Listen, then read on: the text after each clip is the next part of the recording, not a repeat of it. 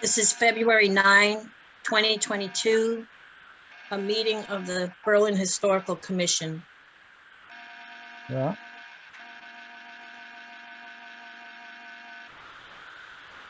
Okay, I'll call your names and please respond if you are present. Janet Woodward. Present. Elaine Wickstrom. Present. Carl. Present. Wickstrom, and Barry Ager. Present. And June Miller, myself, present. Okay, with a quorum of the board present, I call this meeting to order at 7:06 on Wednesday, February 9th, 2022. Okay, the first order of business would be the approval of the minutes. Has everyone had a chance to look at the minutes? Yes. Okay, can we have a motion to approve? So moved. Second. Second, and we need a roll call vote to approve. Janet? Yes. Well, is there any discussion? I'm sorry. No discussion, so we'll proceed with the vote. Janet? Yes. Elaine? Yes. And Carl? Yes. Barry? Yes. And June, yes. So we have approval, a unanimous approval of the minutes. Okay, the next category is the Bullard House, and we have several things to talk about. One is our ARPA funding possibility, and Carl has sent us a couple of emails about that. So I'm gonna ask that Carl go through what he wants us to understand, and we can discuss it. All right. Very good, June. Before I do that, if you don't mind, I just would like to bring to everybody's attention that I got a call this afternoon from Tim Woolheater, and he brought me up to date on 2 items. Would you like me to share that now before I go into the other subject? Okay, that's fine. Okay, thank you. Yep. So the first thing he mentioned was that he's going to be at the Bullet House tomorrow. He's going to be there with another contractor, and the purpose of them being there is to finalize the supplemental document for the structural survey. There's some points he needs to look at and finalize on tomorrow, and he believes he can have the report, final report to us by Saturday. And the reason he mentioned Saturday is that on Saturday, the first house pieces, if you will be moved from his property to Cordelia's farm, and that'll be done by way of his trailer and 1 or 2 pickup trucks. Also, while he's there on Thursday, he'll be working on the design for the cellar stairs task. And once he has that finalized, he'll be forwarding a description and the associated quote to implement that task. Okay. Just wanted to mention that to everybody, and if you've got any questions, that's the essence of our conversation. There isn't much more to say, but if you've got any questions, I'd be glad to try to entertain them. Could I ask a question just to get it in Sure. the notes here? Yep. What did you say about Thursday? What's happening Thursday? When? On Thursday, he's going to be there with another contractor for purposes. Okay. Yep. Yep. All right. So, getting to the subject of the ARPA funding, the town of the $800 billion that the federal government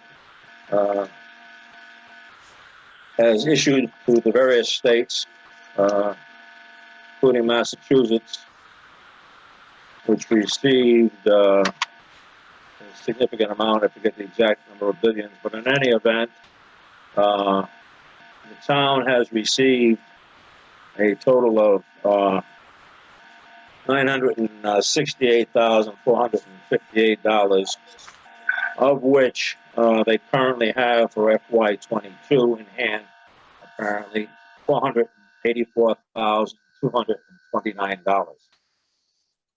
So before I knew of these details, I had issued a proposal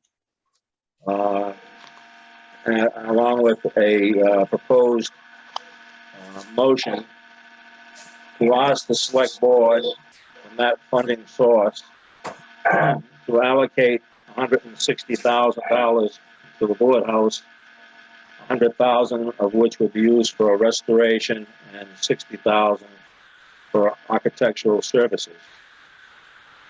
And also would recommend they put 10% aside for contingencies, 10% of the total estimated restoration cost, which is in the range of $400,000 or $40,000.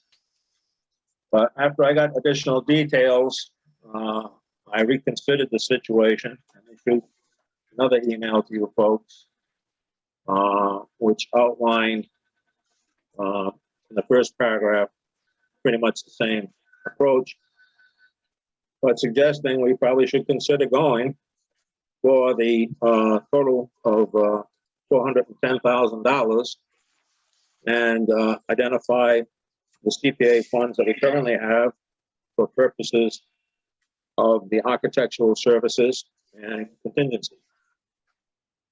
So, as I see it, we can take one of two approaches or some combination thereof. We can go in with the original plan of 160, or we can go in and ask for the total of the 410 plus utilizing the current ARPA funds, as I mentioned, for architectural services and contingency, or we could do a mixed bag and go in as a recommended first approach with them funding the full 410,000 plus using again the original ARPA funds. Excuse me, the original CPA funds. Thank you. And as an alternative, if that's more than they would like to put up at this time, the 160,000. So that, in a nutshell, is the essence of it. Both you all have, I believe, the proposed document that identifies the 410, as well as a document that identifies the 160,000, and also the original proposed motion, which would obviously have to change if we went with something other than the 160. I think the approach for the total bag, if you will, of 410 is quite appropriate because there's quite a bit of uncertainty associated here.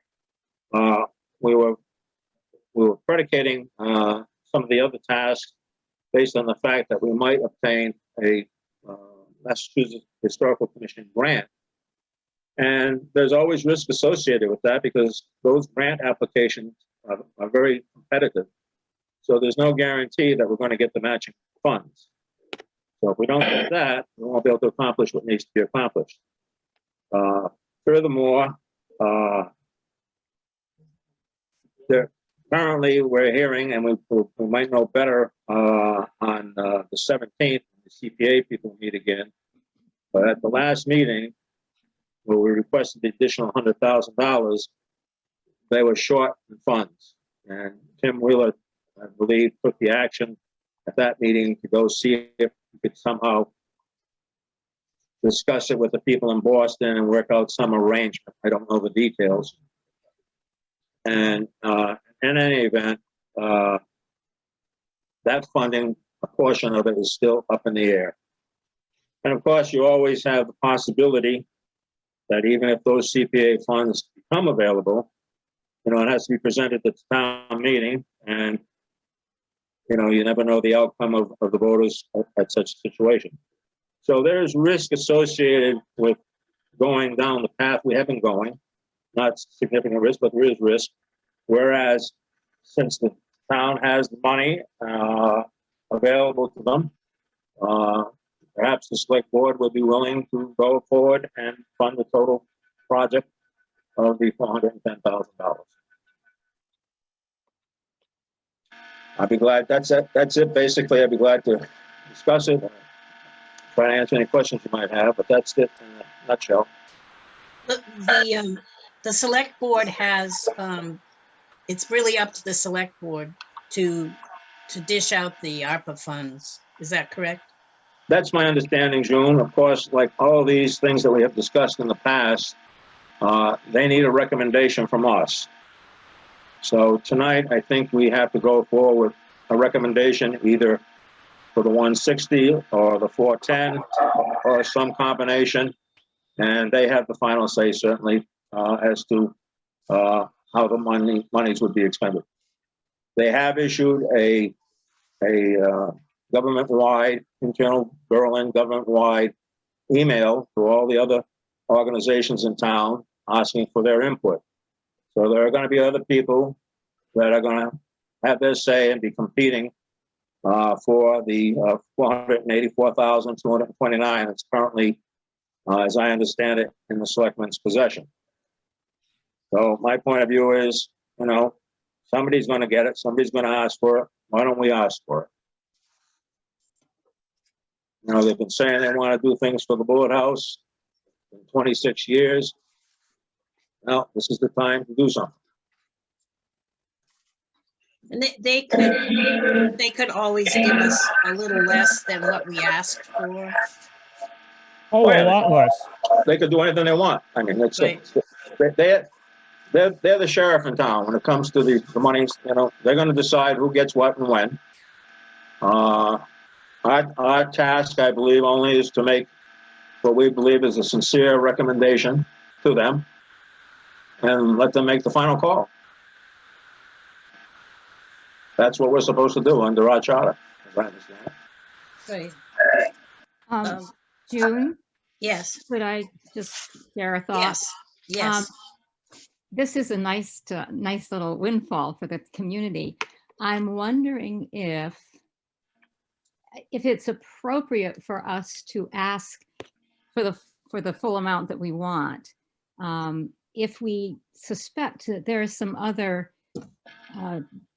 groups in town, not only groups, but, you know, projects and so on in town that are well deserving. It seems like to ask for half of what we're going to get, or almost half of what the town is getting for all of the people who have probably good suggestions, if that's appropriate, and if we should be asking for something that seems a little bit more in keeping with the number of different projects that might be looking for some help from this.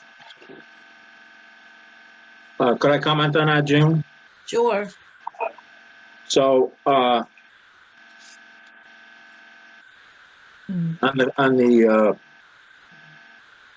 the presumption that the select board is willing to fund the whole task, 410, that would free up some significant monies under the CPAC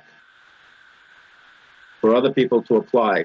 For example, the Agricultural Commission has a CPAC request in, which at the moment, based on the last meeting we had with the committee, CPAC committee, although our applications seem to be well received, there is apparently not adequate funds at this time. So, and we'd have to wait till the next round, wherever that might be. I'm not sure what the schedule is. So my point being that if the select board gave us what we had asked for, the CPAC monies that we had originally asked for, the second round of 100,000, or whatever portion was going to be funded, would go back into the CPAC pool, and the Agricultural Commission would be able to take advantage of that. I also understand that the Recreational Committee has a request in, and between the two, there may be enough funding left. I don't know the exact numbers that the CPAC has at the moment. Maybe able to fund those two projects. So, other people are going to be going in for 100% of what they want. So I would highly recommend that we ask for 100% of what we think we need to do the job right. Can I add something to that? Sure. At the CPAC meeting, because we all know where all the money went was for the McGrail property, basically. And we all took it on the chin for that. Okay, we all gave up a piece of the pie so that they could do that. And I would think that, so that they could do that whole project. Which is a good thing. Which is a great thing, yeah. And I just think that I don't have a problem at all asking for the whole amount out of the ARPA money, quite frankly. That, like Paul said, everyone's going to go for their 100% of whatever they want. Mhm. And we fund an awful lot of things in town through taxes and raise and appropriate. And Well, this is a bit of a gift. it certainly would simplify our funding. Yes. And it would move the project along a lot faster. To move the project along faster, as I mentioned many, many times before, there is a horrendous amount of work, and I'm not exaggerating, to pull together properly a Massachusetts Historical Commission grant of this size and complexity. So whoever is going to be appointed as a local project coordinator is going to be out straight, and it's going to put a big burden on the town administrator as well, because that person is going to have to, work to support the local project coordinator and putting such a grant together. So that would eliminate that whole area of work for a lot of people. And, we wouldn't have to go out and solicit, 15 organizations and companies for local support letters and things of that nature. And they're still not certain of getting the grant. So, Have they actually put, the select board actually put together the vehicle for us to apply? Well, they sent out an email, okay, and they asked for responses by the 28th of this month. So I would consider that the vehicle. It's their email of, I have it here, let me just find it in my stack of papers. I So know they outlined, how the money should be used. I remember reading that. Yes, and they called. This is their email of the 3rd of February.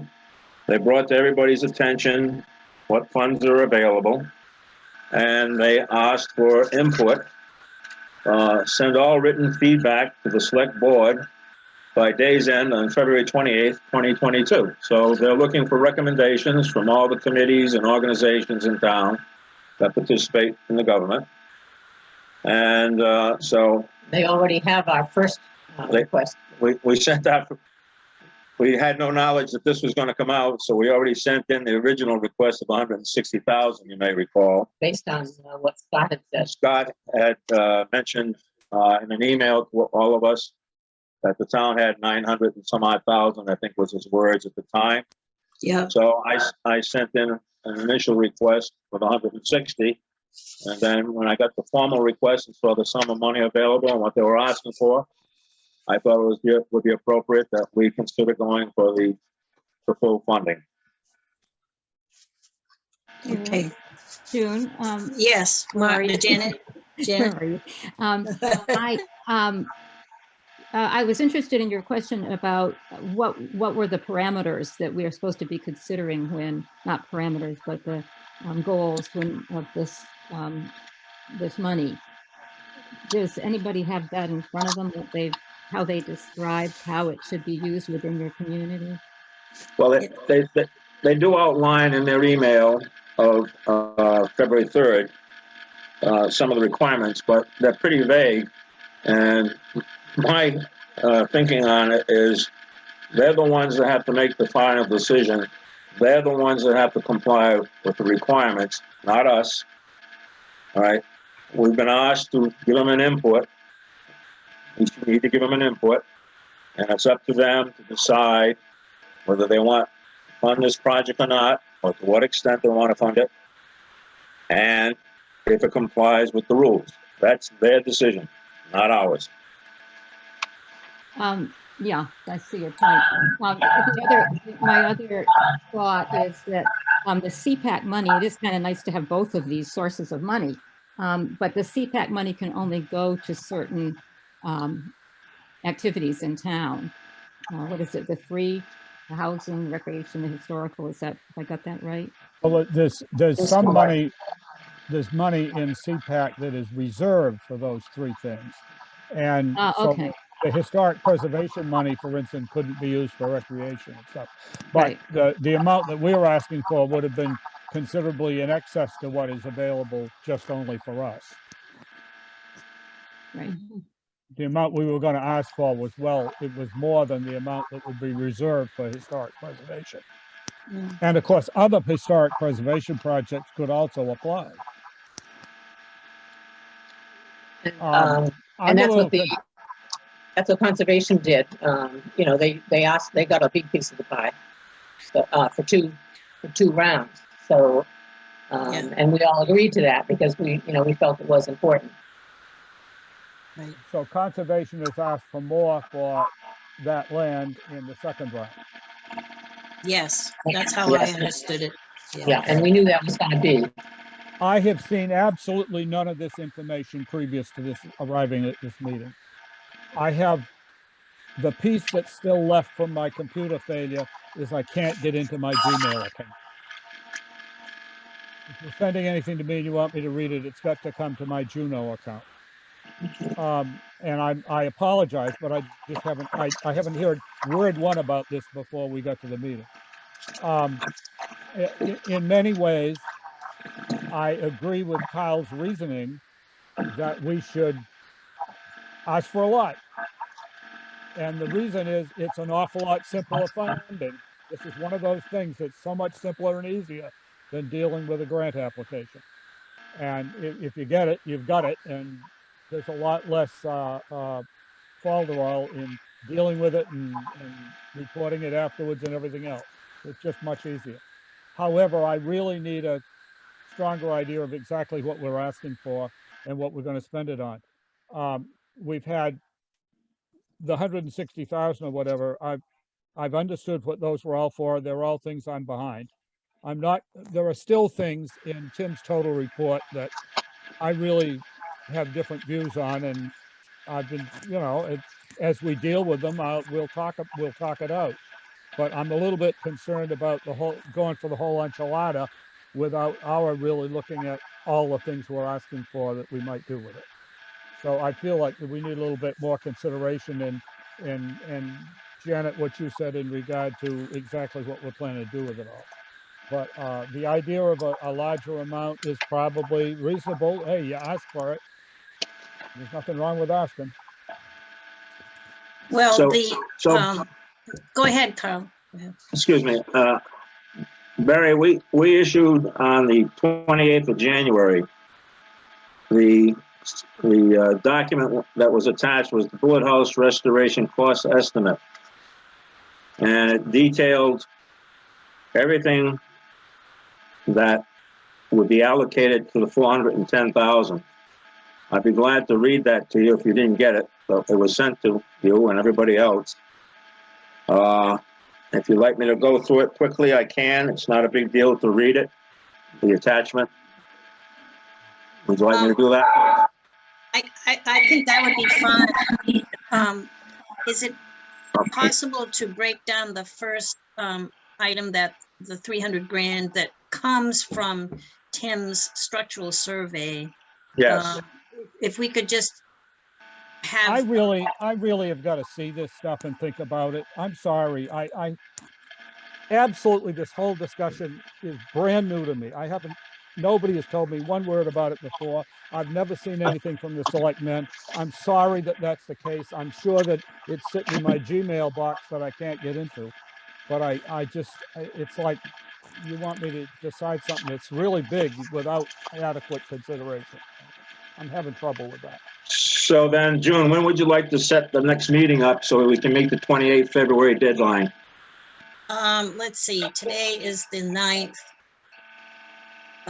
We could meet, well, we could meet next Wednesday evening. I'm pretty sure that this channel is open for us. I can't, I have a CPAC meeting that night. If that's the 17th, that's the 17th, there's a CPAC meeting on that night, which That's Elaine a will Thursday. attend. That's a Thursday. Oh, get the calendar, please. I was just trying to keep it to the Wednesday evening because I think we can have that Yeah. channel. Yeah. And I'm looking at it. That's Thursday. It is Thursday. It is Thursday. Okay, so that wouldn't Okay, so conflict. the 16th is a Wednesday, June. Okay. So the, Barry, would you be able to review the Yeah, January 28th email that Carl sent out that lists the amounts and what they're for? I can review this stuff. I've just got to get it. And I do think it's desirous that it would be good if we can make our decision on this before Elaine has to go to that next CPAC meeting too. Okay, well, is the 16th would work for everybody then? Yep, Yeah, I think so. Okay, I believe so. all right, 7 then I o'clock? will. Yep, 7 o'clock, June. I think yep, that's okay. and unless I'm totally mistaken about that channel being available, we should be set, and I'll do that in the morning. Make sure, We don't have it for every time in the month, so you can't be sure of it until we check that. But well, So, I'll do my best to, maybe if for some reason they could give us something else a day ahead or earlier, would that work? Yeah, we're open. I Yeah, think so. It would work for me. Our Okay, calendar is open for that week. all right. Barry, excuse me, June. do you want me to print out a copy of this for you? Well, So you have it. I'll get in touch with you, June, and the next day, and tomorrow we'll work on getting it to me in whatever form we can. That's fine. Okay, all right. June, excuse me, for completeness, Yes. so we can move on with this at the next meeting, all right? In addition to my document of 28 January, I would suggest that you also send to Barry the select board's email regarding ARPA yeah. funding. Okay. I would also suggest that you send to him the motion that I had drafted, which we won't be discussing tonight. And I would also suggest that you send to him the email. I don't have the date in front of me. I only have my draft in front of me. I'm sorry. But the one where I explained going for the total of 410,000 plus using the existing ARPA funds for architectural services and contingency. Okay, that's February 7. We just got that Okay. yesterday. Not yesterday, but Yeah. Monday. And then, So if he has all of those, Yeah, he'll have the full picture. yeah. okay, so yeah, that's yeah. January. January 28th, I believe. January 28th. There was a January 25. Well, that's a different thing. We can do that next, I guess, or at least talk about it. Is that the email I sent you, the draft? The 25th was, there were three.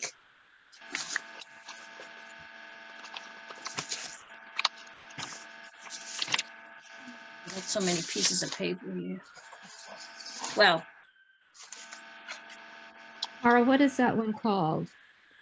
okay, there's an email from Carl on the 25th. Yes, it was the 25th. And he asked me to put 3 items on the agenda. The first one was procurement schedule for architectural services. The second was the local project coordinator's request, letter of support. And then the third one was the electrical inspection of the Bullard House. We could probably put off the local project coordinator thing if we're, Well- I don't know. I think we could discuss it this evening because Okay, it doesn't have to do with any of the monies or the requests for opera or anything like that. But that's your decision, Jim. okay, so that letter of support from we don't have a local project coordinator yet. That's correct. And But we, and if we go forward with the grant, We one will to have to be assigned. Yeah. By the select board or the town administrator. okay, So if you wanted to, did you want to discuss this item right now on the agenda or something else? no, I think we should, the next thing on the agenda was, the electrical inspection, the architectural services, and the LPC. So we should Okay. go forward with that now. June, was Okay. that the draft and did we all receive it or was that? It was just an email from Carl on the 25th of January. And he asked me to add these things to the agenda for tonight. Because I which I don't think did. I received any email from Carl on the 25th. I looked for it. No, you didn't. I just sent it to June, Janet, okay. just to ask her to put certain things on the agenda, which she has done. Okay. So the first of the three items is electrical inspection. Would you like me to address that? Yes, please. Okay, thank you. So I have a question for Barry on this subject. Because he has the history with the house, certainly. Barry, other than having our local electrical inspector come in to inspect past that Assabet or other people may have done, Yeah. has there ever been a top to bottom electrical survey, if you will, of the building? We started out when we first got the building, and one of the very first things we did was have Assabet come and put in new electrical service and get it all into one service, because there were two boxes, one of which was running off of the other one. It was old junk, some of it, and so the first thing we did was get a new service and a new box in to work from. And then a couple of years later, we had Assabet in, and they basically were working on a total rewire of the whole house.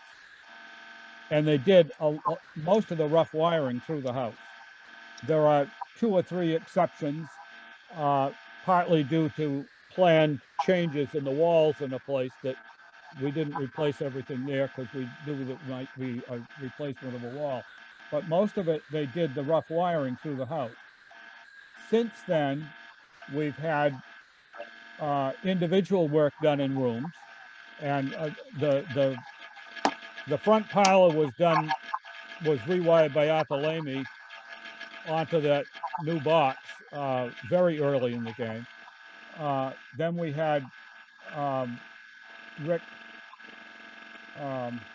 Marshall come in, and he did all the finish wiring in the entrance room, and we'd got that all done and everything in and working and hooked up and inspected, final inspection. He also did some of the finish wiring in the kitchen and bathroom areas, so that was basically ready to do the drywall and that kind of to actually put up the wallboard and the ceilings and all that. And then he'd just have the final work to do once those things were accomplished. So those things will advance to a much greater point. And the gallery room is wired completely. The front parlor is wired completely, and the entrance room is wired completely, and all of those are hooked up. And we also have hookup done in I had Henry Wheeler inspect the work in the back bedroom upstairs, and he inspected that and approved that to be hooked up so that we are able to get a few lights upstairs and run an extension cord to be able to see things up there at night. So we've got one room upstairs that's also powered up and basically finished. But there is finish work to do in the other 3 rooms upstairs and in the front room downstairs, the front room toward the town hall downstairs. But there's a lot of work that has been done, but it's not, you know, it's not finished. In terms of our ability to inspect that, I don't know why we couldn't try to work with the local wire inspector to get an evaluation of its current state if you want something written up in that regard. Yeah, thank you for that summary of what's been done. I appreciate it. And the reason I ask about whether there has ever been a top-down Yeah, total inspection, okay, is because on 2 occasions now, Tim Wheeler has talked to me, and, you know, we all are aware and fully recognize that Tim is not an electrician by any means, but he has spent many years in old houses doing a lot of work and seeing a lot of conditions. So whenever he brings something to my attention, you know, I have a lot of respect for his comments and observations.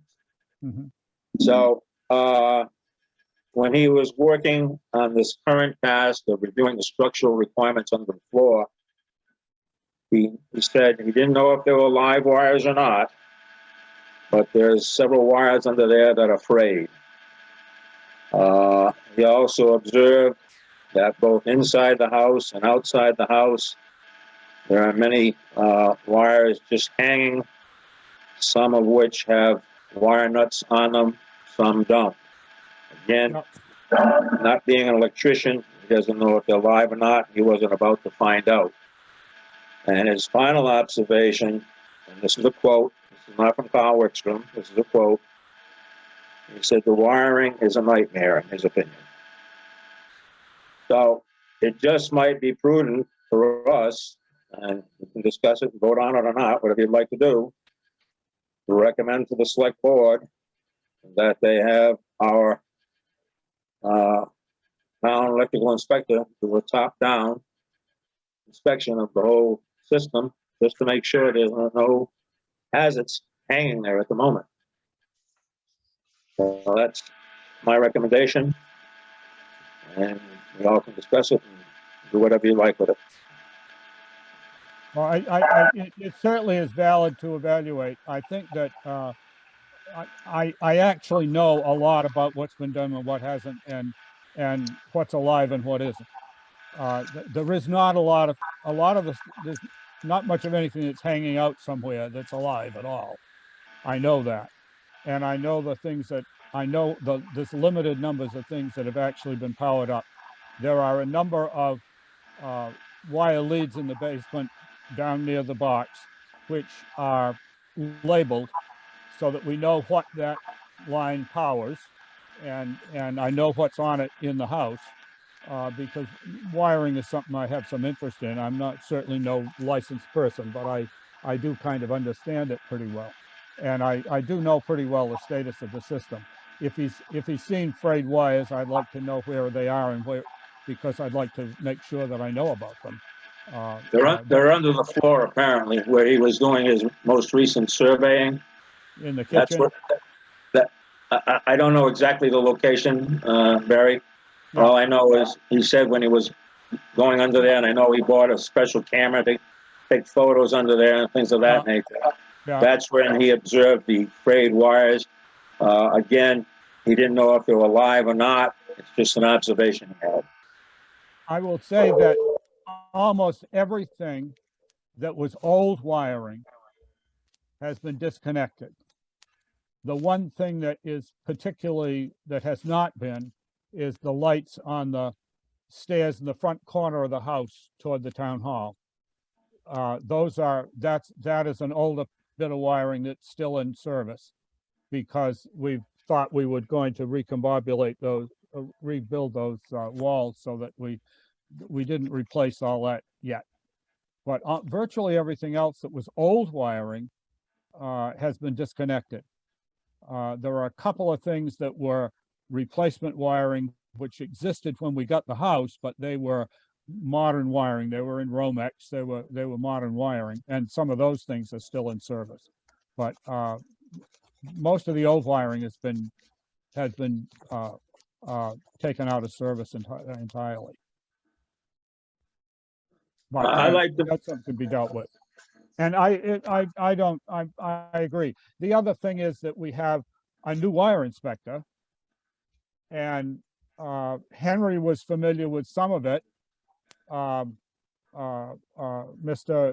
Thorburn was familiar with some of it when they were in office, but neither one of them is available anymore at all.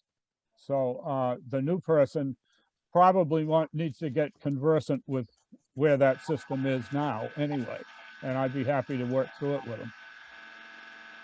I'd like to make a motion, if I may, that this commission make a recommendation to the select board to have our local wire inspector do a top-down, bottom-up survey of the electrical systems within the bullet house to ensure there are no hazards. Okay, is there a second? I'll second that. I'll second that. I second that. Okay, discussion? Is there any discussion at all? Okay, the motion, Which is, oh, okay, yeah, let's hear the motion. Yeah. motion is to recommend to the select board a top-down, bottom-up inspection of the electrical system in the Bullard House. Is that sufficient? But by our local inspector, by our local wire inspector, I think you should add that, John. Okay. Who is our local wire inspector? And June, I would just say one more thing, to complete that sentence, to assure there are no existing electrical hazards. That's the main point. Okay, I'm writing. Sure. Yeah, there are. Now, Carl, your quote, I believe, was from Tim Walheater, not Tim Wheeler. Did I say Wheeler? No, I Yeah. think I said Wheeler. Well, maybe, Well, in any maybe event, I, it was from maybe Tim I heard it Wheeler. wrong. Maybe It I was heard from- it wrong. It was from Tim Wheeler. Yeah. That's one thing Tim Wheeler doesn't do. Tim Wheeler knows how to grow vegetables, but I wouldn't have him.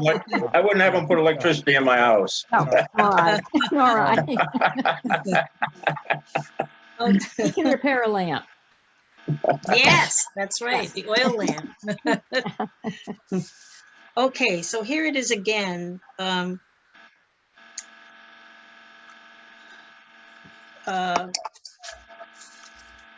Motion is to recommend a top-down, bottom-up electrical inspection by the Berlin wire inspector to assure that there are no electrical hazards, existing electrical hazards in the Bullard House.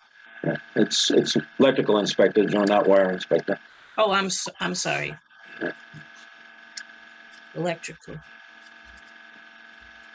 Hmm? Did they used to call them wire? It's really the inspector of wires. Okay.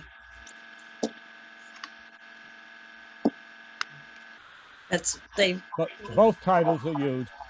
Okay, so I'll look it up and get the right one. I mean, Henry Wheeler Jr. passed away in the fall. Right. And they did appoint, I think they appointed the assistant immediately. I don't know that that has become a permanent appointment yet, but they appointed him to, oh gosh, I can't come up with his name now. It starts with an M on, he lives on Marlboro Road. Montero, Montero. I forget now. Montero. Montero, I guess it is, yeah. So this is this will be a job by our fire inspector, our electrical inspector. And that we won't bear any cost that we should be. Right. I would think not. Okay, Well, we don't know that yet, but we'll have to see Well, if there'll be a cost yeah. attached or not. well, the inspection would be part of his job, but if there are outstanding hazards, then that's another matter. Well, if normally you get a permit to do work and his inspections are done subsequent to the work, and to do an inspection like this, I would think could be an extra thing as opposed to just inspecting work after it's done. And I would suggest that if the select board agrees with us, they'll have to figure out how to pay for it, because it's a town building. Okay, Well, we may have to consider funding it out of money we've got in hand too, but we'll see Not what maybe. it is. We'll see what I comes of it. wouldn't volunteer it, but maybe. No, I agree. Let's not volunteer. okay. So is there a second to the motion? Yes, I had seconded. Yeah, Okay. yeah, Elaine seconded it. And let's have a vote unless there's anything more to be said. We'll start with Janet Yes, and Elaine Yes, and Carl Yes, and Barry Yes, and June, yes. So we have a unanimous vote for the inspection. Okay, so there are a couple of other items. The next one that I wrote on the agenda was the architectural services procurement. so, oops, sorry. Go ahead. Okay. Yep. So I sent that out. Again, I don't have the email on top of it. I just have the document.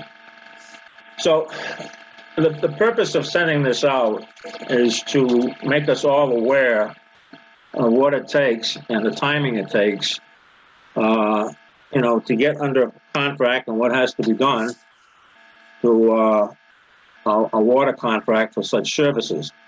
And it's important, even if we don't get any of the grants, even if we don't get any of the monies, we've got $100,000 of CPAC money sitting there. And to implement that, we need to get an architect on board, because that person has to help us put together a procurement package. And this is a discussion I've had in the past with our town administrator on this subject. So I wanted to outline, by way of this document, what's required and my estimate of the time frame. So I don't know, Barry, I don't know if you got this one as well, or does everybody else have the document in front of them? I don't have it. I don't, is that, I do have that one. was too. that an attachment to the 25th? It may have been, I don't recall. It's dated February 7th February 7? is the date at the bottom of the document. Yeah, that's right. So it must have gone out on that day. Again, I didn't put the email in my file. I just got the attachment, sorry. So it was on the 7th of February that went out. It was probably attached to something else. I didn't get an attachment to the February 7th. I got your, your discussion of how to manipulate funds with understanding what's available with ARPA, but that didn't have an attachment. It starts it says Golden Step Flower Farm Historical Commission. I think that's the one. I think then the attachment is on that one. And that's also on the 7th. Maybe not. I should open it first. Well, it is on the 7th. Oh, yeah, let's see. Hang on. Let me look.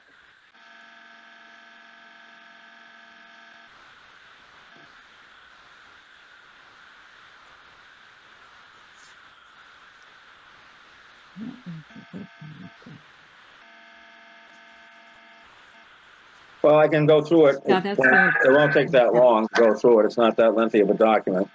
And you'll get, you'll get the essence of what I'm trying to convey here. So again, we will need to bring an architect on board, and here's how I see the situation, and we certainly can discuss it, but here's my estimate of the time and the task. So starting in February of this year, we would need to draft a statement of work for the architectural services. And, you know, that's something I would be willing to take on as a task. And then on March 9th, I would, just before that date, I would distribute that to members of the commission here to review the statement of work, as well as a list of contractors that could be solicited. That listing would come off of the Massachusetts Historical Commission website. They have a listing of architects, and we could select people that were in our area and discuss that on the 9th. On the 4th, on March 14th, and again, these dates aren't cast in concrete, folks. They're all flexible. On or about March 14th, the final statement of work will be sent to the town's procurement officer, as well as the recommendations for the contractors to be solicited. On April 4th, requests for quotes will be issued to the selected contractors. On May 6th, RFQ responses from the contractors will be received. I have on here May 9th because I didn't know the date of the town meeting at the time I drafted this. Now I'll know it's going to be May 2nd. So on May 2nd will be the town meeting. On June 1, we could make an award to the lowest bidder and qualified architectural contractor. And under that, I have two tasks.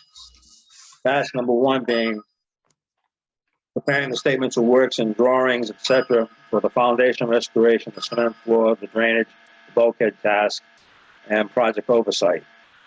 Task number two would be prepare data necessary to respond to the round 29 grant, statement of work and drawings, etc., for all of the round 29 tasks and project oversight. Now, the reason I broke it out into two tasks, I would envision, and I'd certainly discuss this with our procurement officer, drafting a contract so that the basic contract would be for task one, and task two would be an option. That would give us some time to see if we're going to still go forward with the round 29 grant preparation.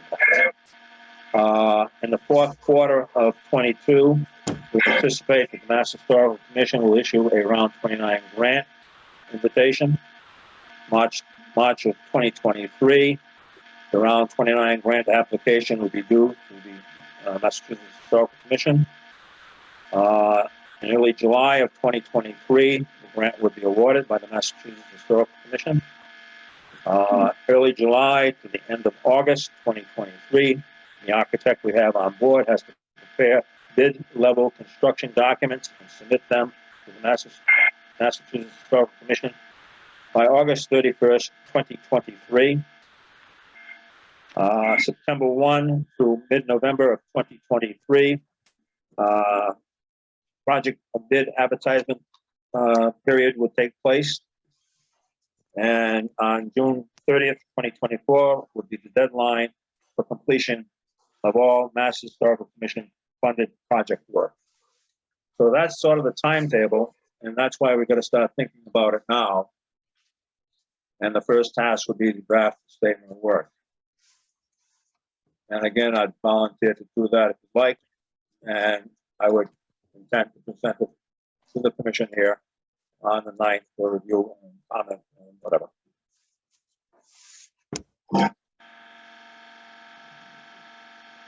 Have you had a chance to discuss that one with Margaret? No, I haven't because Because she's out, yes. no, I have not, because I just put this together in the last week or so, whatever it is. Yeah. A few days, and she's out, as you know. But the dates that I have come up with, and the tasks I've come up with, are consistent with the several procurements that she and I have been involved with, both on this commission as well as the Agricultural Commission. And these again, things, these Again, are, the dates are only planning dates. They're not firm dates by any means, but no, it's to establish a time frame. have you discussed the business of the first task being the foundation work and the having the option of doing the second thing? Have you was that a concept that you had a chance to discuss with her earlier or not? No, I have not. Okay. But the It reason sounds, I, it sounds good to me. all right, the reason I structured it that way Yeah, is I know that task one, which includes the foundation, et cetera, yeah. that has to be done at some point. Well, it's So, funded. It's funded. So. exactly. So that's why I put the other one as an option. Mhm. And, you know, once we got to that point, we're talking, let's see, I say here, I'm not sure what exact time frame that Margaret's going to be back, but I thought it was going to be sometime in March, fairly early March. So my March 14th date of this year, I would be presenting, or we would be presenting her with our proposed final statement of work, and that would be the time to also discuss the structure of the contract, being a basic contract and an option.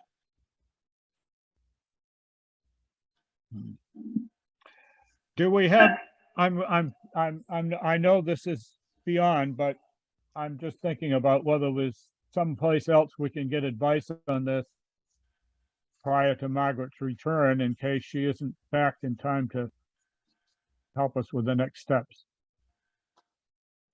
Well, the first thing you have to have, no matter with whomever you talk to, the first thing you have to have is a statement of work, whether it's done in March of this year or Yes. you know, 10 months from now, it doesn't matter. Yeah. But the first task is we need a statement of work. These are this is the action to get procure the architectural services for phase 1, 2, 3 of what we talked about in regard to the project, the round 29 grant. And to me, this sounds very reasonable. Okay. Do we need a motion to have Carl? You can either make a formal motion or you can just ask me to write the statement of work, whichever you'd like to do. I have no. Um, I'm Well, comfortable with that. right. Carl has agreed to, or Carl has volunteered to write the statement of work for the procurement for architectural services, and I accept his his volunteering, That's fine. Very good. and everybody's in agreement with that. I'm comfortable with that. Okay, and Thank you, Janet? Carl. Yes. You're welcome. That's based on the list we discussed and approved a month ago, so. Okay. That I do have. I thought it was something new. Yeah. Okay. No. All right. And this is a procedure that can get complicated. And I mean, I know what we went through doing the procurement on the architectural services for the town hall project. And we had presentations from 3 or 4 firms, and it was pretty, I've got in fact, I've had those that I was going to bring out to the proposals that we got for that so people could see that. But since we don't meet, that gets to be a problem. So those are Carl, are you interested in seeing those? Do they define any statements of work they intended to proceed with in those documents? Do you know, or I is guess it just a bullet chart saying here's what we're going to do for you? oh no, it's a whole booklet. It's a big booklet in each case. It's 30, 20, 30, 40 pages. Well, if you don't mind me taking a look at it, it might be helpful. I have never written a statement of work. I've written lots of statements of work. I've never went for architectural services. I have some thoughts in mind, but I haven't started it, and that might help me be inspired.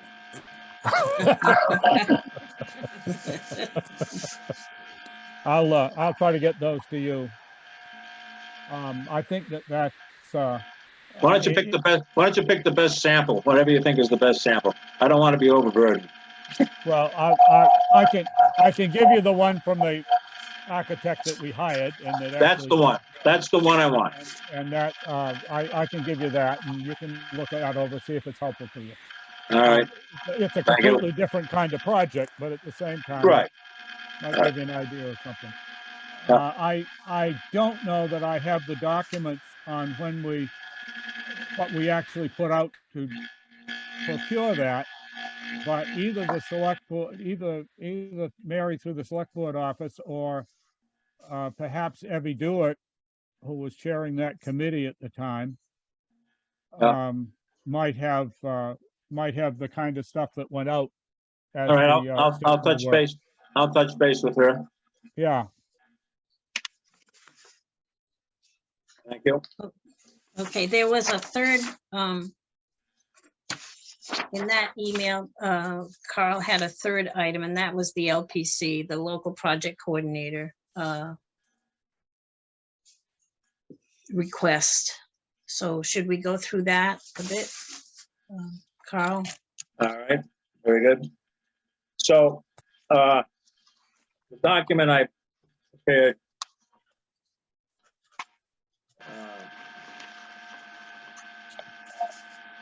and distributed back on January 12th, I outlined all the various hot items, if you will, that would have to be addressed in the round 28 grant, and who would be responsible for responding to it, whether it be the town administrator, the select board, or the local project coordinator. And we did touch upon this at one prior meeting, and we didn't reach any kind of resolution. And I'm hoping that at this point, with a lot more facts now on the table, although not all solidified, but certainly a lot more facts relative to the funding, relative to the tasks, I thought this was an appropriate opportunity to bring it up because it's very important. And the reason I feel it's very important is if you go to page, if you were to go to page 17 of the round 28 instructions, and item number 2 on that page, it says that the historical commission support, and in paren required, this is a quote now, applicants must include a recommendation from the local historical commission of the community in which the property is located. So, just to backtrack, this is going to be a select board grant to go forward with round 29. It's their grant. We're going to have to do all the work for them. That's fine. Right? And whomever they appoint as the local project coordinator is going to have to pull all that stuff together and interface with the town administrator to get that grant done in a timely manner. So, because this is a crucial part of the grant requirement, I think we have to have amongst ourselves a clear and unanimous understanding that if and when the local project coordinator calls upon this commission to send in a letter of support, we are going to be 100% behind that. That's the point I'm trying to make clear tonight. We're bringing this subject up again. Okay, discussion? Anybody have questions for Carl?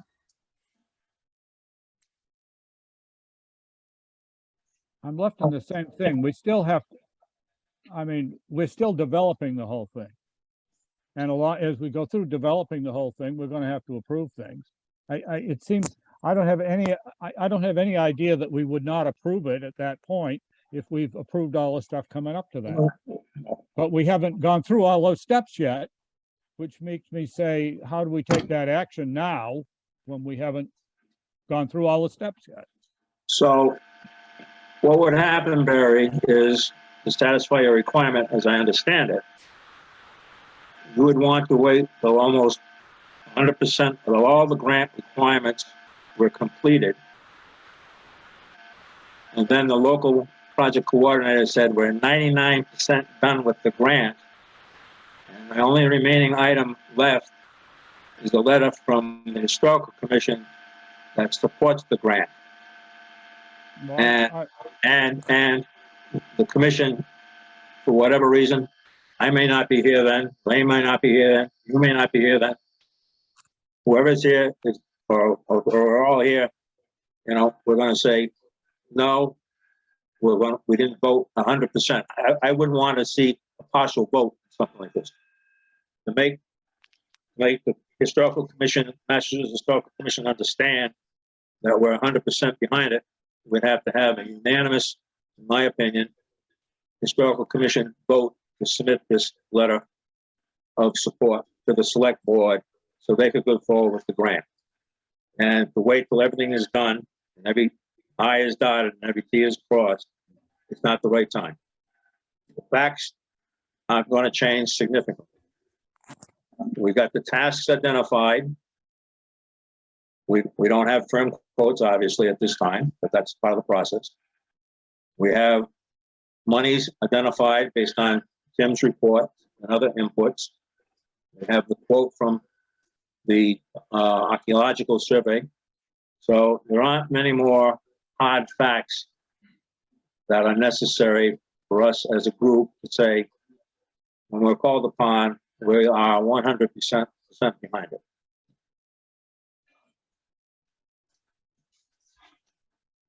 you just said that that may not be here. Any of us may not be here. Well, when the then that time committee comes. will have to take it up then. But And as that long as we're committee all will have to here, take it up.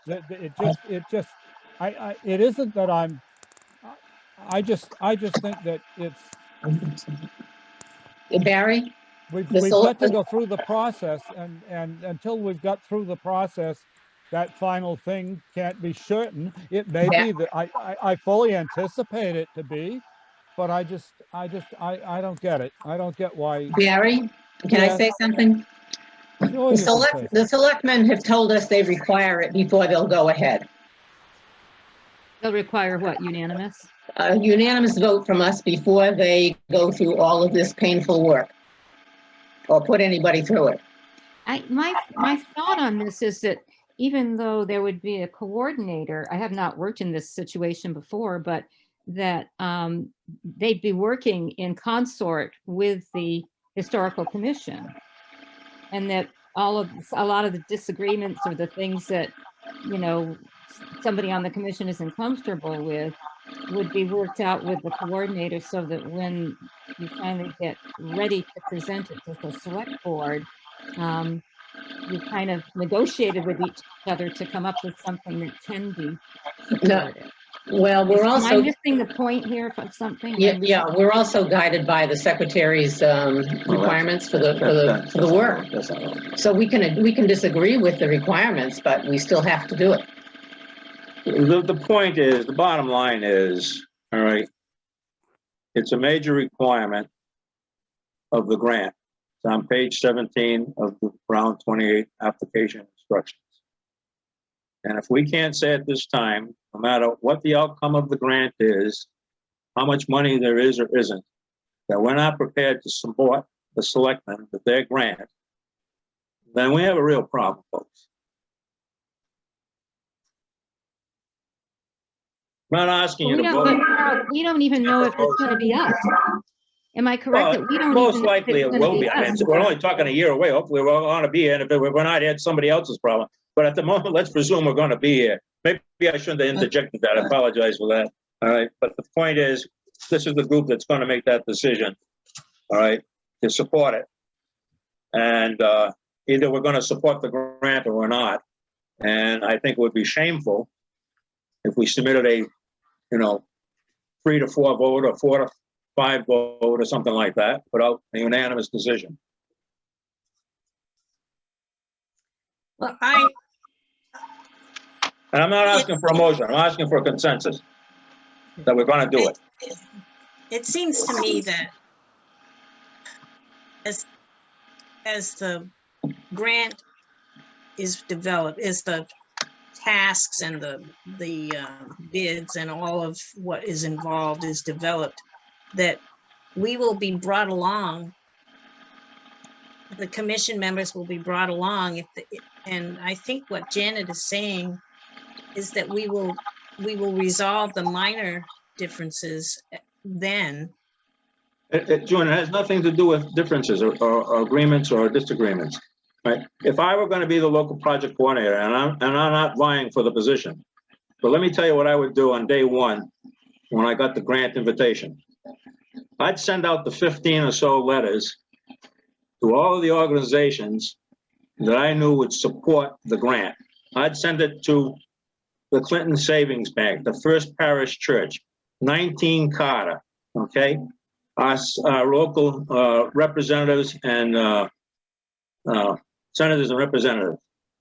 What's the planning board's group in Worcester, that group there?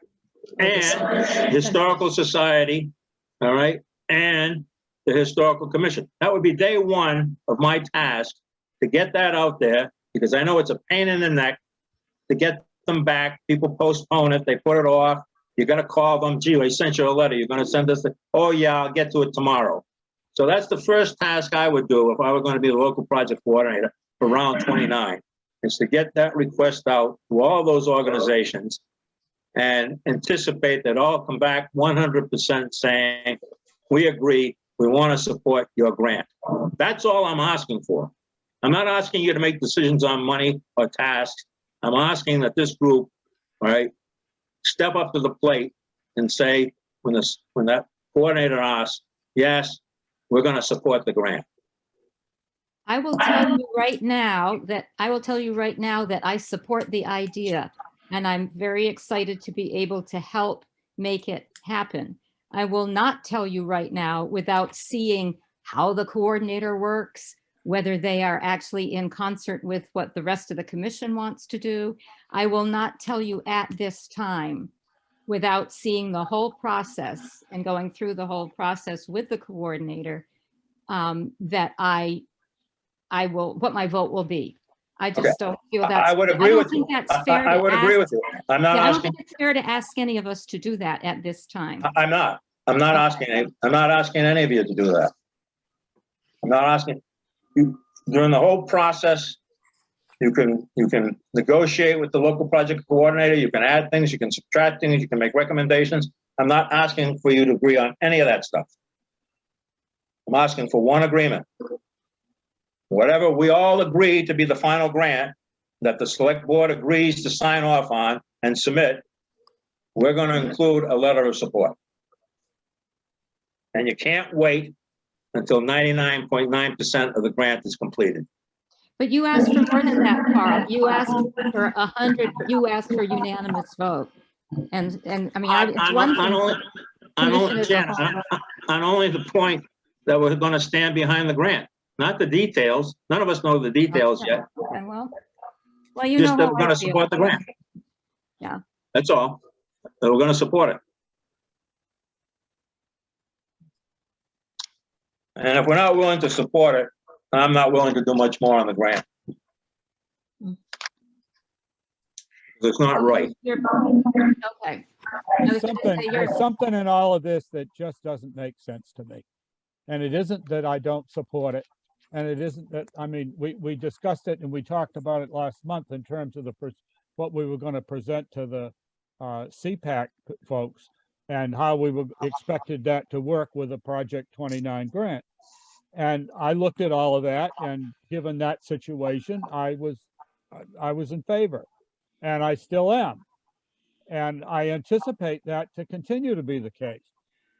But somehow there's something in what you're demanding of us right now, Carl. It's not a demand, it's a request. Well, a request that I just don't know how I can commit what my vote will be in a year on something that's still being developed.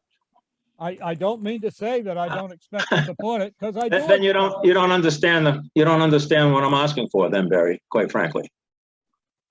I'm not asking that you vote on or make decisions today on every detail and facet of the grant. That has to be developed. I'm not asking for that. It's a general overview question. It's a requirement of the grant that this commission recommend it and support it so the selectmen can go forward. Now, whatever the selectmen decide to do with the grant, they have the final say because it's their grant. We'll make all kinds of recommendations to them. We will negotiate amongst ourselves. We will discuss amongst ourselves what should go in it, what shouldn't go in it. But the final analysis is, if we're making the decision to go forward with the grant, if we plan to do that, and of course, if we decide not to do that, then this is all hot air, all right? But if we're going to go forward with a grant, regardless of the final configuration of it, that's going to be decided by the select board, we as a commission ought to have the ability at this point to say, we're going to support it. We're going to support the select board. We're not agreeing on any details. We're not agreeing on any monies. That's all I'm asking for. I'm not asking for a motion. I'm asking that whatever the final grant document is that the select board's going to submit, we're going to stand behind it with a letter of support. Because if Well, we, I'm going to if we speak for don't, what? myself then. That is a promise I cannot make until I get to that spot. But I will tell you right now that I support this project, and I would be extremely surprised that we wouldn't be able to work this through so that I would want to support it all the way through to the end. That's all I Yeah. can tell you. Yeah. If that's Okay. not enough, then consensus will have to come from other people besides me. Then I get the sense of where we're coming from, so I suggest the chairman move on to another subject. Okay.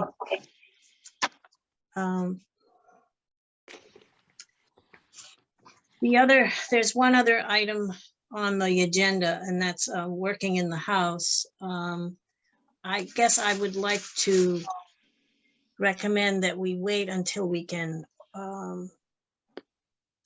do some of it outside, have a window open.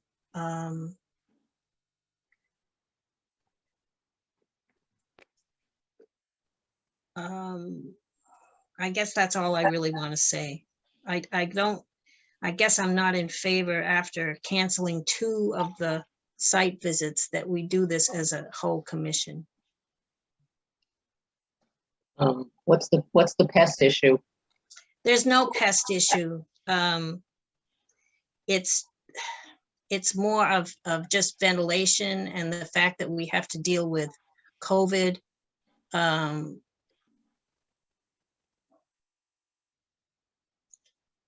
And our own safety in a building that is heated, but is not ventilated.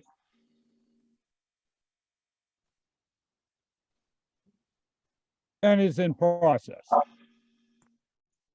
What, I'm sorry? What did he say? I don't know. June, we've been working there. We've been going through stuff. Edie and I have been working on stuff. You and I have working on stuff. I've been doing some stuff. You've been doing some stuff. Are you saying you want to stop doing stuff there? No, until I'm just saying, spring well, or first something? of all, what I'm saying is I don't want to schedule another site visit for all 5 of us I think until I- maybe if we need to go that far forward in time, until we can have the door open and have some ventilation. Yeah. The second thing is that I guess I'm feeling that I don't want to work. I mean, if I'm there for an hour, fine.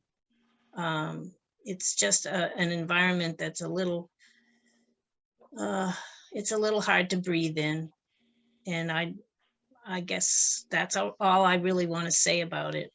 And I know that Barry continues to work at what's in there. And I'm still willing to work there for an hour at a time. It's just a matter of, of going through the things that have already been donated and finding a secure home for them. Maybe historical society members, it's the same thing over and over again. It's, you know, we have the three issues: trying to make sure that the society's belongings are protected and if necessary, relocated, our own donations secured, and then junk offloaded to the lawn so that the highway department can take them away. It's the same three things. And we're doing it as we can. Yeah, we're doing it piecemeal. And I guess I have to rely on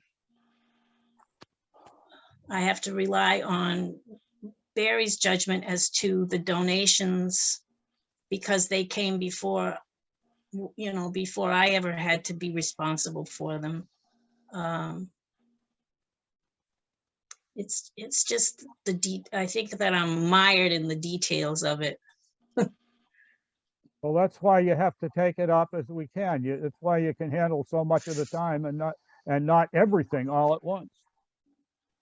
June, I You like can't your handle everything all at once. There's too many things. I like your idea too of, rather than trying to schedule meetings, because it's been hard to do that, where, you know, work meetings, is to just, you know, go in and, you know, by yourself or with a couple people and tackle it a little bit at a time. Just keep it. Does We that make really have moved quite a lot of stuff out. Yeah. We've discarded some stuff, and we'll continue to do that too.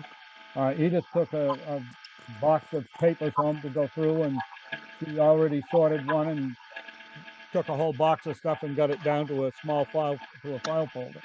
And that's the kind of thing that's going on with some of those things. And then we have to work more with some of the more of the collection stuff in the same fashion. I was talking to Jane Sawyer today, and I think she might help us work with some of the newspaper stuff that's still left. And that's going to be a task, but I think that we may find a way that we can attack that one and get that one out of our way. So we have to hopefully employ some more people to help, but I think we're making progress. Really and truly, we're making some serious progress.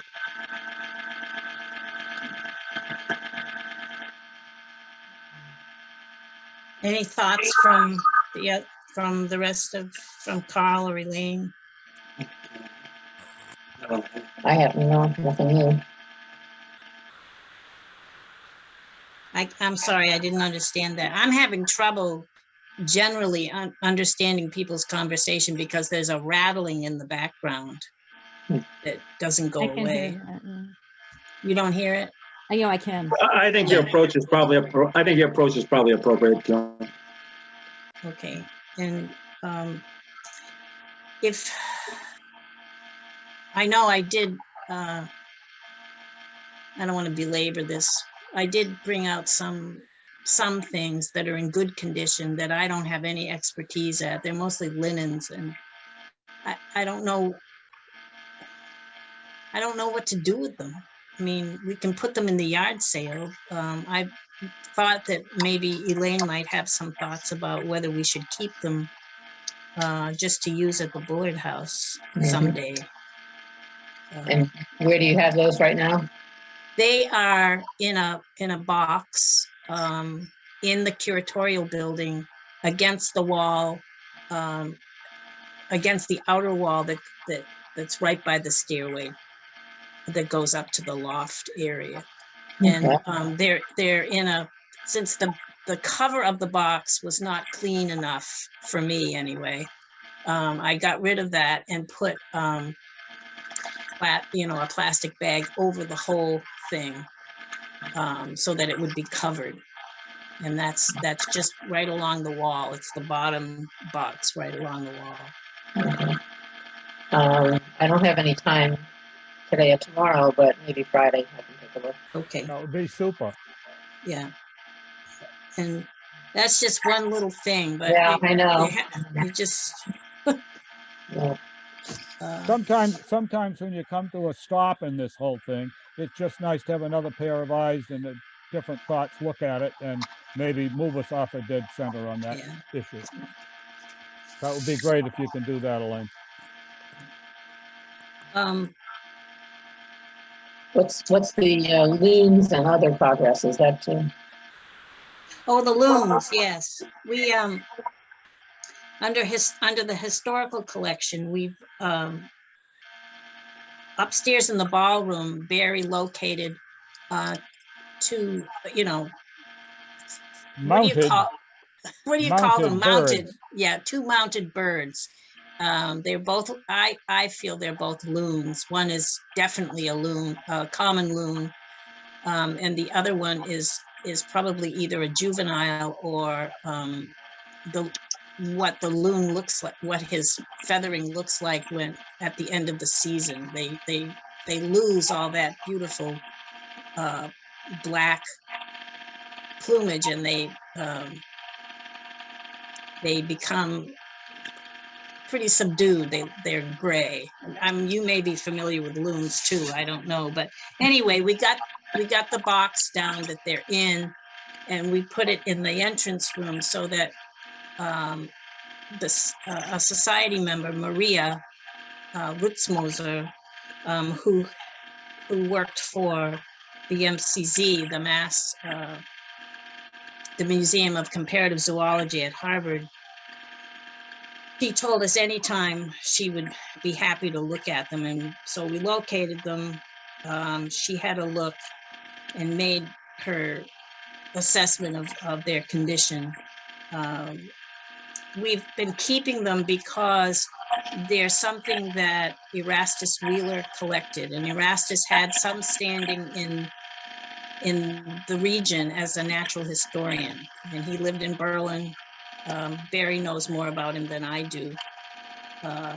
She's suggested that we contact the Museum of Comparative Zoology with what we know about them. They may want to have a look at them. I don't know, but it's just a way to take care of something that we've kept for years. And we had someone in the society who's a scholar who was happy to have a look. So I wanted to tell you about that. okay. Are they under glass? No, and she recommends not. He considers their preservation pretty good. She said they've probably been preserved with arsenic salts. So she recommends not touching them, to wear gloves, and not to worry about cleaning them or anything. There's nothing written that we have that gives us the provenance. So they're not valuable scientifically, but they're valuable to us in that they are part of a collection of items that our own Berliner, Erastus Wheeler, hung on to, collected. Mhm. So that's the little story about the loons. Okay. And other progress we've made is just ordinary stuff, logging in donations that have been made prior to 2022. Today, I just logged in something that Jane Sawyer gave us, and that's actually our first number, our official number for 2022. She gave us a photograph of 11 Pleasant Street, and she gave us a binder, very nicely put together, of the companies and the trade, what do you call them? Billheads, I guess is the best word for that. She gave us a binder of all different companies that she had receipts for over the years. She and her grandfather and her father and so forth. Yeah. That's, so we've begun our numbering for 2022, which is the only sane way to get through the thicket of what we're trying to do. And the last thing with that is that that volunteer that made himself known to Bob Hodge, Francesco Brutella, Barry and I will meet with him on Saturday, finally. It had to be postponed a couple of times, but he's trained in library science and in archival methods, and apparently he's looking for a volunteer opportunity that's close to home. He lives in Hudson and works in Worcester. So we'll have some news about that next time. Great. Yeah, we're hopeful he might help us with files, suggestions of things we need to do to our files and make them better, and maybe do some of that work as a volunteer. And we'll also be talking to him about other possibilities. There's many possible things with the collection that there's work to do on. And I think it could be a fruitful thing. We'll give it a shot. Yeah. The next item on the agenda, unless there's any. Could I add one thing to that? Sure. We also talked to, we're working with Edith today on another box order of boxes from things and so forth. And we thought we'd wait until after we have that meeting with him. We might decide to buy some other archival materials as part of that. But we're getting boxes for some of the dolls and a few more for clothing items and that kind of stuff. There were a couple of other things that we were making sure that we have things that will fit properly. So we'll have a proposal on that before we meet again. Okay, Barry, do you know if there's any building permits that would require us to talk about demolition? I do not, but I need to check. I will try to check on that with, I probably will be able to see Leanne tomorrow. I should check and make sure there isn't anything that I don't know about yet. Okay, I think her hours are Monday and Wednesday, but Well, I think whatever. Yeah, leave her a note. I'll try to see her before we meet next week anyway. Okay. All right, so are there any other matters? There are other matters, but I think that we've done enough for this evening. Joan, Yes. can I ask Barry a historical society question? Oh, sure. All right, Barry, I don't know, I don't have the email in front of me, but some 7 or 10 days ago, whatever it is, I had sent out a request to Marcia, and I put on distribution all the known board of directors for the society. And I had requested that once the board has its meeting and the minutes have been approved by the board for the Historical Society, that they be distributed to the society members. I haven't received a response back yet on that, and I'm just wondering if there's any concern. It was discussed at the board meeting last night, and we agreed that we'll send them to you, the approved minutes when they're approved, after they're approved. If we have, and we can offer them to anybody who would like to receive them. We're really not interested in sending them to everybody because a lot of people really don't want more stuff like that. But we're willing to send them to people who want them. All right, fair enough. Very good, thank you. Yeah. We had incidentally, at the meeting last night, we had Dave, the chairman of the Hearst House Committee, Dave Westerling, was present, and he gave us a very good report, and we discussed all kinds of things about it. And he also told us in some detail what they would be doing on Saturday to move stuff and what arrangements they've made at Cordelia's farm and so on. So that was a good proposal. And when you mentioned it earlier, that matter, we did know about that based on that report. All right, good. Is there any other business? just a reminder that I will, in the morning, I will try to post that meeting for next Wednesday evening on the 16th. And I'll send everybody an email about that. Hopefully that'll go through fine. Is there a motion to adjourn? So moved. Second, Second, all those in favor, we have to have a roll call vote. Janet Yes. and Elaine Yes. and Carl yes. and Barry Yes. and June, yes. Okay, thank you, everybody. Thank you, All Carl, right. for all Thank your you, Jane. hard Yeah. work. Yeah.